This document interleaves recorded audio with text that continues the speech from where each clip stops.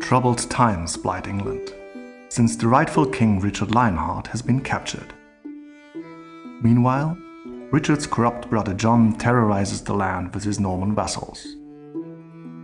Only a few Anglo-Saxons rival against the authority of John. Amongst them are both rightful heirs to the castle of Locksley. Welcome, dear board gamers, to this video explaining the rules of Robin of Locksley. Robin of Locksley is a two-player board game where you fill the shoes of one of the two heirs who try to gain all the ransom for King Lionheart's release. You win Robin of Locksley by performing raids, combining cleverly, and being the first to collect all the ransom. To achieve that, you have to complete all tasks faster than your opponent. First of all, the setup. Shuffle all loot tiles and place a 5x5 grid from them, like this. The remaining loot tiles form the redraw pile.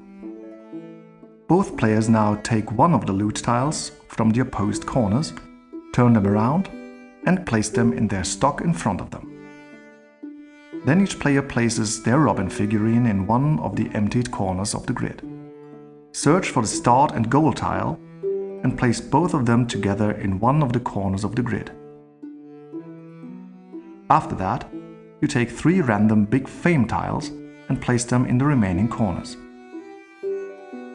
Now, place 3 small fame tiles into the gaps. Last but not least, place your bards next to the start tile. Very well. The finished setup will look similar to this. But how do I win? If one of you achieves to lap the opponent, the game ends early, so you have to be fast. Normally a player wins if he or she can complete the course 2 times and fulfill the conditions of the goal tile afterwards. How is the game played? You take turns after another. The Robin figurine is moved according to the knight in chess. But be careful, your own Robin can never be placed on the opponent's Robin. For some tasks, it is important how the Robins stand in relation to each other. For one, there is the striking distance, in which the opponent's Robin is 1 move away from your own. You might jump on its head, if you were allowed to.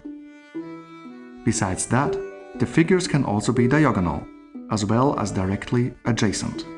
That means they can stand directly next or diagonally to each other. Another important rule is that the Robins are never allowed to leave the grid. When your Robin is placed on another field, take the loot tile on the spot and add it to your collection. At the end of your turn, you must refill the now empty field with one of the loot tiles from the redraw pile.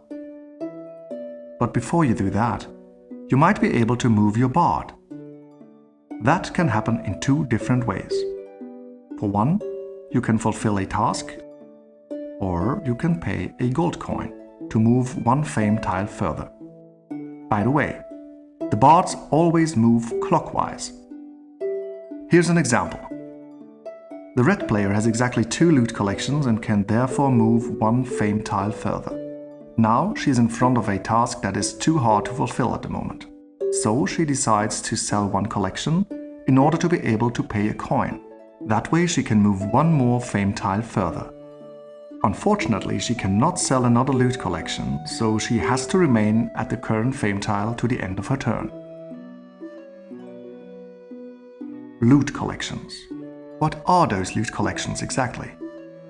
Well, one by one your stock will be filled with loot tiles. Loot tiles of the same color form a loot collection. Even if you only have 1 white loot tile, for example, it is already a collection. Tiles of the same color always form exactly 1 collection. You cannot split collections. You can sell them, but only if the collection contains at least 3 loot tiles. In that case, 2 of the loot tiles are removed to the discard pile, while the rest of the same color is flipped and placed in front of you.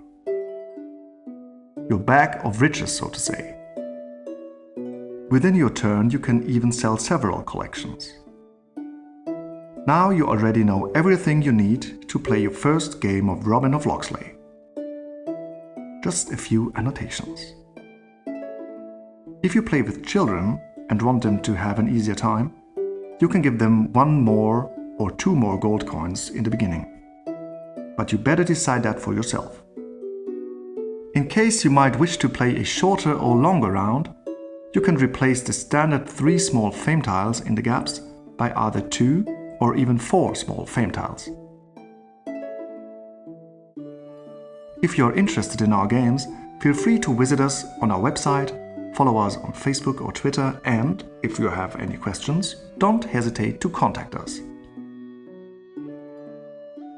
We wish you countless thrilling matches and many smart moves, so you become the better Robin of Locksley.